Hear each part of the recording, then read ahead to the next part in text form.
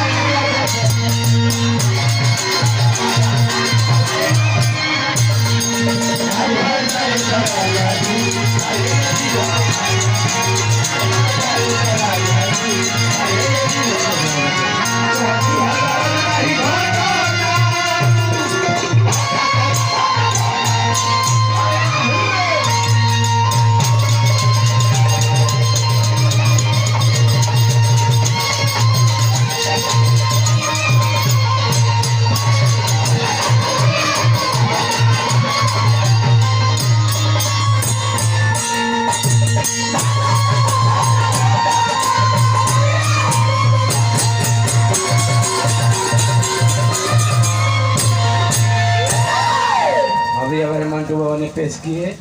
बहुत कोमरी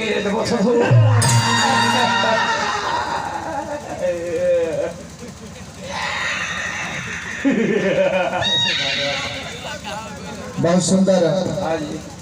माहौल अभिजीत संगीत के तनी गलती हो गई हमरा से माला फेंका ना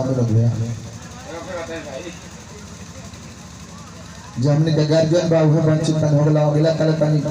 औजाहे में चालू भइल हां मंच के हमने के राजेश भैया के पहले संचालन करता नहीं धनंजय बाबा ने हां जी हम चाहब कि तनी धनंजय बाबा हां जी आई रहू बात के गोल में आई रखले बड़े आई रवा के माला पहनावल जरूरी बा हां काहे कि माइकवा हटा के बोलत रहन त रवा सब सुनत रहनी हां गार्जियन को मुंह करके ना बोलत रहे ना ना ना ना बारे बूढ़ा व्यास बा वाह व्यास वाह एकदम गणिमा रह जा एकदम गणिमा पहले गार्जियन के माला पहना दिया जाए वो आशीर्वाद ले ली हो जाओ आ साथ साथ हम बुलडोजर बाबा से प्रार्थना करब कि तने रहो चलिए जोरदार ताली बजा के स्वागत देख ले कोने तो अश्लील बूढ़ा व्यास आइए तो बने मुखिया जी तमाल लागो आई मुखिया जी जल्दी साथ राजेश भैया जो ने भी मंच के संचालक कतनार वाला दार बने आई आ बुलडोजर बाबा बार पर लगी करो मुखिया जी हां साथ मुखिया जी बाबा देखी तो आई मुखिया भाई माला लेके हां बुलडोजर बाबा के पहना दे वाह राजेश भाई बहुत धन्यवाद माला संगीत शांति के चीज है बहुत धन्यवाद भगवान देव के बनौले रखी लेकिन वही में एगो धुन आ गइल बा हम तो कुछ कर दी हो भैया रवि दिक्कत ना बुझाई एक लाइन के हमर गीत होली खाली एक लाइन के गीत खाली राजा बाबू भैया रो आई तने सब गीत भटाई सबकर सुमिरन भइल है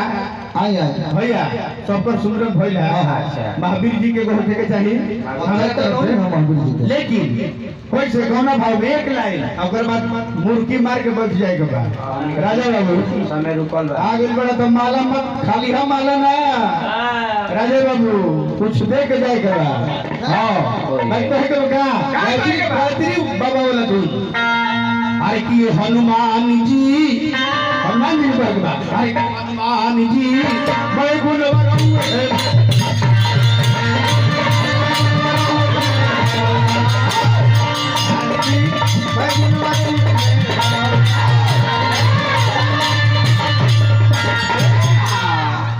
लंका के जार दिहनी सीता जी के भेज गईनी लंका में जाके मुनि जी के तार दी हमें जो भी कहा बूढ़ा बाबा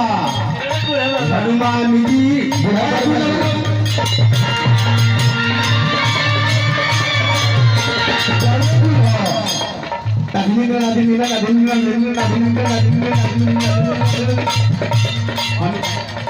जोरदार ताली बजा के स्वागत है। ताली बाज जाओ, ताली बाज जाओ।